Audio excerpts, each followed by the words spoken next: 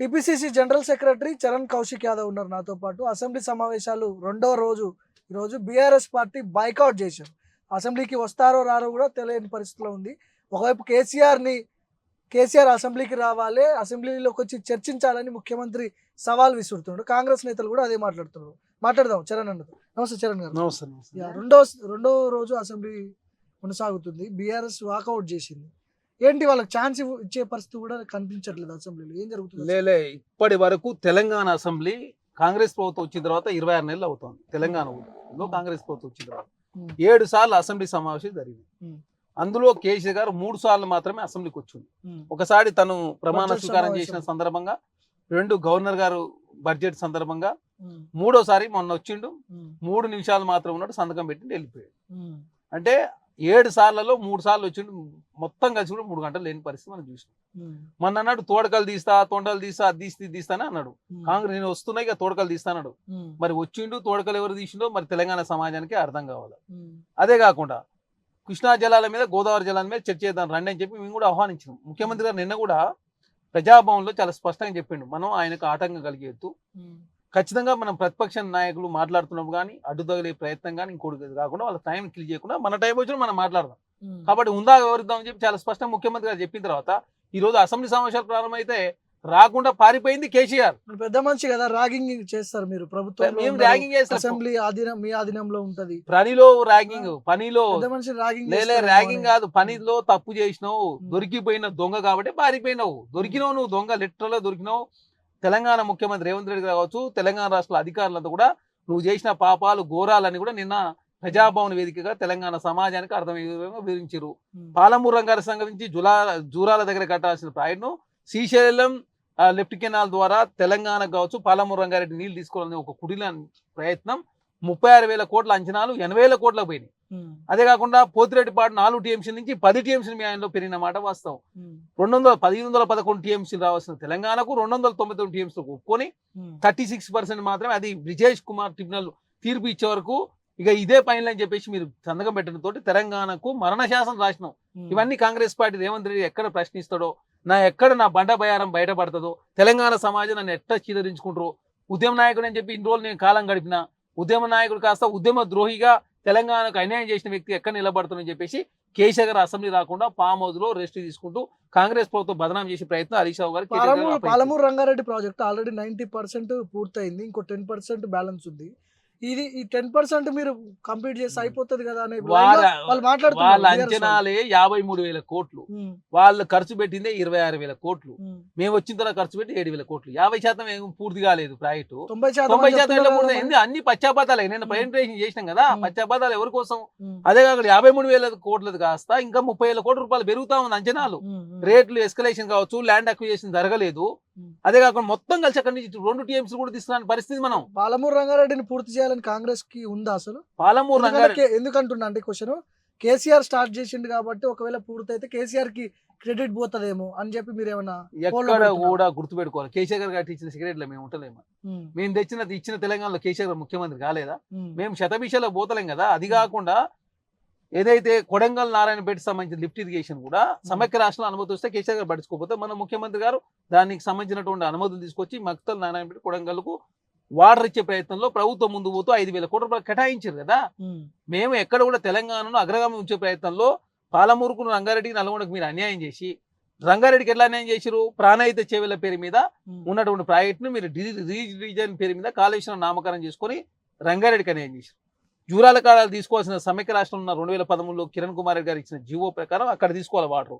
అక్కడ తీసుకోకుండా నువ్వు పాలమూరు రంగారెడ్డి పేరు మీద శ్రీశైలం ఓవర్ ఫ్లడ్ ఉన్నప్పుడు అక్కడ అంటే రైట్ కెనాల్ నుంచి తీసుకోవాలని చెప్పి కొన్ని నిర్ణయం తీసుకొని పాలమూరుకి అన్యాయం చేసి ఎస్ఎల్బిసి, డిండి, నక్కలగండి అదేవిధంగా ఆ ప్రాజెక్టులు పూర్తి చేయకపోవడం మూలంగా ప్రభుత్వంలోకి వచ్చిర్రు. మీరు పూర్తి చేయొచ్చు కదా పాలమూరు. మళ్ళీ కొత్తగా కొడంగల్ లిఫ్ట్ ఇరిగేషన్ ఎందుకు స్టార్ట్ చేసినట్టు? కొడంగల్ కమిషన్ల కోసమే అంటారు వాళ్ళు డైరెక్ట్ గా. కొడంగల్ లిఫ్ట్ ఇరిగేషన్ అనేది సమైక్య రాష్ట్రంలో అనుమతులు వచ్చిన ప్రాజెక్టు. ఆ ప్రాజెక్ట్ మీరు ఎందుకు చేయలేదు? రేవంత్ రెడ్డి అక్కడ ఎమ్మెల్యేగా ఉన్నాడు కాబట్టి, కాంగ్రెస్ పార్టీ పిసిసి ప్రెసిడెంట్ అధ్యక్షుడు ఉన్నాడు కాబట్టి ఆ ప్రాంతాన్ని డెవలప్మెంట్ చేయొద్దని చెప్పి దురుద్దేశంతో మీరు పూర్తి చేయలేదు. ప్రారంభించే 30 మట్టి కూడా తెలియలే. మమ్మల్ని అంటూ 30 మట్టి పాలమూరు రంగారెడ్డి 30 మట్టి కాదు 7,000 కోట్ల రూపాయలు ఖర్చు పెట్టినాము. అదే కాకుండా దానికి సంబంధించిన లింకులన్నీ కూడా క్లియర్ చేసే ప్రయత్నం జరుగుతూ ఉంది. అదే కాకుండా కలవకుర్తికి సంబంధించిన లిఫ్ట్ ఇరిగేషన్ లో మిషన్ ఒక ఏదైతే మోటార్ మాత్రం ఆన్ చేసి అది జస్ట్ ఆన్ చేసి ఆఫ్ చేసేది తప్ప మీ పీరియడ్ లో పాలమూరు పూర్తవుతుందా? హామీ ఇస్తారా మీరు? ఖచ్చితంగా పాలమూరు కావచ్చు. 2 ఏళ్ళే ఉంది, లాస్ట్ ఇయర్ ఎట్లయినా మీ election period పాలమూరుని పూర్తి చేయాలని ప్రభుత్వం భావించింది కాబట్టి ఉంటుంది. అపెక్స్ కమిటీలో కావచ్చు, సుప్రీంకోర్టులో కావచ్చు వాదనలు సమర్థవంతంగా వినిపిస్తూ ఉత్తమ్ కుమార్ రెడ్డి గారు డైరెక్ట్ సుప్రీంకోర్టులో పోయి కూర్చొని అపెక్స్ కమిటీ ముందు కూర్చొని గతంలో నెలలో ఒకసారి కూడా అసలు ట్రిబ్యునల్ ముందు వాదన వినిపించేవాళ్ళు కాదు. ఇప్పుడు నెలలో 3 సార్లు 4 సార్లు డైరెక్ట్ ఉత్తమ్ కుమార్ రెడ్డి గారే పోతా ఉన్నారు. అదే కాకుండా ఇప్పటివరకు 20 సంవత్సరాల నుంచి బ్రిజేష్ కుమార్ సంబంధించినటువంటి ట్రిబ్యునల్ ఇంతవరకు జడ్జిమెంట్ రాలే ఏదో కృష్ణా జలాలకు సంబంధించి. ఇప్పుడు త్వరితగతిన పరిష్కరించే ప్రయత్నంలో ఆల్రెడీ సుప్రీంకోర్టు కూడా దాఖలు చేసాం. రాయలసీమ సంబంధించిన లిఫ్ట్ ఇరిగేషన్ కూడా మేమే అడ్డుకున్నాం. మీరు పట్టిసీమ కట్టినప్పుడు కేసీ గారు చంద్రబాబు నాయుడు గారు ప్రశంసిస్తూ అసెంబ్లీలో వాళ్ళు అభిశంసించారు మీరే. రాయలసీమ రత్నాలసీమ చేస్తానని మీరే. జగన్మోహన్ రెడ్డి గారిని ప్రగతి భవన్ పిలిపించి పంచమన్న ప్రమాణాలు పెట్టి రాయలసీమ నీళ్లు తీసుకోమని చెప్పింది మీరే. పోతిరెడ్డిపాడు పొక్క మీ ఆయనలో 3 టీఎంసీ నుంచి 10 టీఎంసీలు పెరిగింది. మా ఆయనలో పెరగలే కదా. మీరు సమైక్య రాష్ట్రంలో జరిగిన అన్యాయం కన్నా తెలంగాణ రాష్ట్రంలో తొలి ముఖ్యమంత్రి ఉద్యమ నాయకుడు అని చెప్పుకునే కేసీఆర్ గారి మూలంగా పాలమూరు రంగారెడ్డి తెలంగాణకు కృష్ణా జిల్లాలో గోదావరి జిల్లాలో అన్యాయం జరుగుడే కాదు. 7 లక్షల కోట్ల రూపాయలు అప్పయింది. 2 లక్షల కోట్లతో పూర్తి చేస్తున్న ప్రాజెక్టులు 1,80,000 కోట్ల రూపాయలు ఖర్చు పెట్టినా 1 ఎకరా కూడా పారని పరిస్థితి మనం చూసినాం. కాబట్టి ఓన్లీ కమిషన్ కకృతి పడి మోటార్లు కావాలా, తన కమిషన్ కావాలి తప్ప మిషన్ కాకతీయ కూడా అప్పుడు నేను చెప్తా ఉన్నాం. మిషన్ కాకతీయ ఎందుకు చెప్పిండు? ఏదైతే 7.12 టీఎంసీలు తాగునీటి అవసరాల కోసం చెప్పేసి వాళ్ళు సుప్రీంకోర్టుకు అఫిడవిట్ ఇచ్చినప్పుడు సుప్రీంకోర్టు అడిగింది ఎక్కడ తాగునీటి అవసరాలకు ఏ చెరువుకి ఇస్తున్నారో మీరు చెప్పండి అంటే లెక్కలు తెలంగాణ రాష్ట్రంలో లేనప్పుడు మిషన్ కాకతీయ ప్రారంభించి ఆ చెరువులను తవ్వించి ఈ చెరువు గిట్టిస్తుందని చెప్పేసి తర్వాత మళ్ళీ సుప్రీంకోర్టులో అఫిడవిట్ దాఖలు చేసింది మీరు. అంటే మీరు కమిషన్లకు మిషన్ కాకతీయని కూడా వాడుకున్నది మీరే. కేసీఆర్ ని అసెంబ్లీకి రమ్మనేది మీరే. బీఆర్ఎస్ వాళ్ళు మాట్లాడుతుంటే మైక్ ఎందుకు కట్ చేస్తున్నారు అనేది మీ మీద వస్తున్నటువంటి మైకు అసెంబ్లీ స్పీకర్ గారు నీ గుర్తు పెట్టుకోవాలి. ఇలాగ ముఖ్యమంత్రి వీళ్ళకే మైక్ కట్ చేసినప్పుడు కేసీఆర్ కి ఛాన్స్ ఇస్తారు. దయచేసి ముఖ్యమంత్రి ఎవరి టైం వాళ్ళకి ఇస్తా ఉన్నాడు స్పీకర్ గారు. ముఖ్యమంత్రి గారు మాట్లాడుతూ కూడా వారి టైం వాళ్ళు కిలి చేసే ప్రయత్నం చేస్తా ఉన్నారు. హరీష్ రావు గారు మధ్యలో కౌశిక్ రెడ్డి గారు వాళ్ళంతా అడ్డుపడే ప్రయత్నం. ఇలాక ముఖ్యమంత్రి గారు చాలా స్పష్టంగా మూసి మీద చాలా స్పష్టంగా అనంతగిరిలో ప్రారంభమైనటువంటి మూసి 55 కిలోమీటర్లు దాదాపు నల్గొండ జిల్లాకు సంబంధించిన మిర్యాల కూడా రాశి ఫ్యాక్టరీ దగ్గర తేలుతుంది. అంటే 200 కిలోమీటర్ పైచిలుకున్నది. దానికి సంబంధించి చాలా స్పష్టంగా 5 జోన్లుగా విభజిస్తా ఉన్నాం. దాని మీద నిర్మించే టెంపుల్ కావచ్చు, చర్చి కావచ్చు, మసీద్ కావచ్చు, సిక్కులకు సంబంధించిన ఏదైతే టెంపుల్ అది కావచ్చు, ఏ విధంగా వివరిస్తా ఉన్నాం, ఏ విధంగా క్లస్టర్లు ఏర్పాటు చేస్తా ఉన్నాం, ఏ విధంగా పునరింపి చేసే ప్రయత్నం జరుగుతాం చాలా స్పష్టంగా వివరించడం. అదే కాక ఉత్తరప్రదేశ్ లో ఏదైతే సబర్మతి రివర్ చేసుకున్నప్పుడు 60,000 ఫ్యాక్టరీలు అక్కడ ఉంటే అవన్నీ కూడా తొలగించారని చెప్పి చాలా స్పష్టంగా దానికై అంచనాలు 5,000 కోట్ల రూపాయలు ఇప్పటికే డిపిఆర్లు వస్తా ఉన్నాయి. మార్చిలో ప్రారంభిస్తాం. 200 ఎకరాలు కావాలా. ఆల్రెడీ రాజ్నాథ్ సింగ్ గారు 100 ఎకరాలు ఇస్తానని చెప్పి ఒప్పుకున్నాడు. తర్వాత వారు కూడా 200 ఎకరాలు ఇస్తానని చెప్పి ఒప్పుకున్నారని చెప్పి చాలా స్పష్టంగా ప్రభుత్వం మాట్లాడితే ఉండటానికి కూడా ఓపిక లేకుండా మీరు చేసిన పాపం మీరే చేసి, చేసిన ఘోరాలన్నీ మీరే చేసి, మూసిని మొత్తం కలుషితం చేసి, హైదరాబాద్ని ప్రకృతి నాశనం చేసి, త్రిపులోన్ జీవోలో 2 లక్షల ఎకరాలను మీరు జీవో తొలగించి పిరంగినాల మీద ఫామ్ హౌస్ నిర్మించుకొని కేసీఆర్ గారు ఏమో అక్కడ ఎర్రవెల్లిలో ఫామ్ హౌస్ ఉంటుంది, కేటీఆర్ గారికి ఏమో జన్వాడల ఫామ్ హౌస్ పిరంగినాల మీద త్రిపులోన్ ఉంటుంది, కలముల కవిత గారు ఏమో శంకరపల్లి ఉంటుంది, హరీష్ రావు గారికి ఏమో మొయినాబాద్ల ఫామ్ హౌస్ నిర్మించుకొని తెలంగాణ రాష్ట్ర సంపద దోచుకుంది మీరు.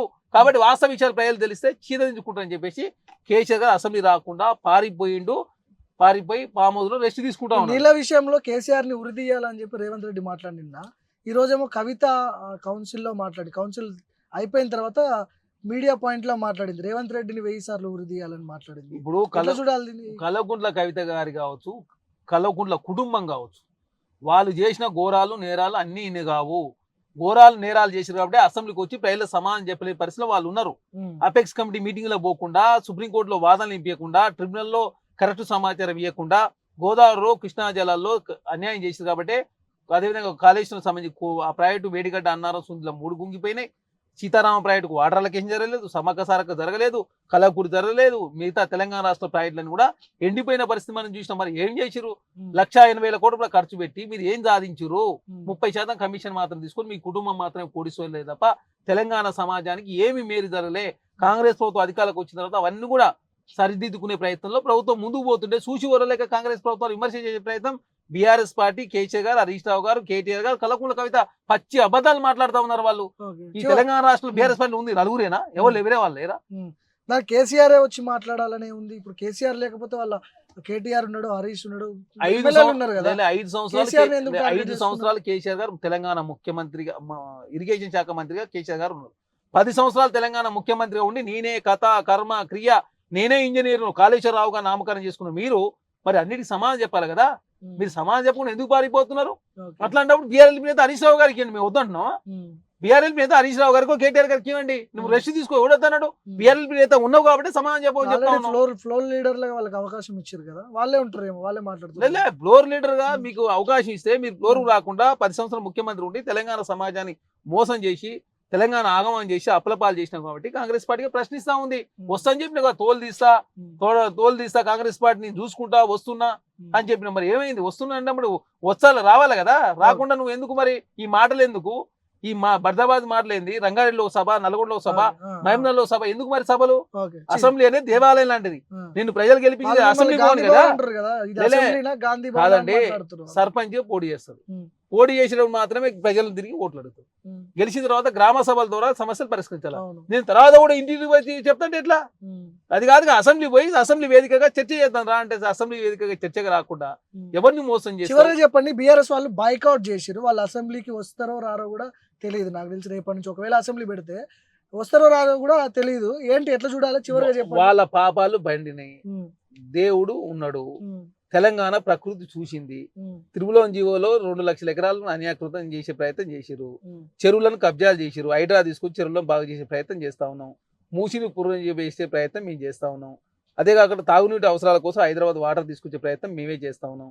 ప్రాజెక్టులన్నీ కూడా ఖచ్చితంగా త్వరితగతిన పూర్తి చేసే ప్రయత్నం కాంగ్రెస్ ప్రభుత్వం చేస్తా ఉంది. ఇవన్నీ చేసే బీఆర్ఎస్ పార్టీ పప్పులు ఉడుకో కాబట్టి ఇవన్నీ అడ్డుకోవాలనే, ఓన్లీ అడ్డుకోవాలే కాంగ్రెస్ ప్రభుత్వాన్ని బదనాం చేయాలా, కాంగ్రెస్ పార్టీని తెలంగాణ రాష్ట్రంలో ప్రజలంతా చీదరించుకోవాలని చెప్పేసి అబద్ధాలు ప్రచారం చేసే ప్రయత్నం వారు చేస్తారు. ఇప్పటికైనా కేసీఆర్ గారు తెలంగాణ సమాజానికి క్షమాపణ చెప్పాలా. న్యాయంలో కృష్ణా జలాలు కావచ్చు, గోదావరి జలాల్లో అన్యాయం జరిగిన మాట వస్తారా వాస్తవమే. అనిపిస్తున్నాడా? ఇక రాడు, అసెంబ్లీకి ఇక వచ్చే ఎట్టి ఛాన్స్ ఉందా? పరిస్థితుల్లో రాడు. ఇక వచ్చే రాడు అవకాశం కేసీఆర్ ఉంది. రాడు. ఆ.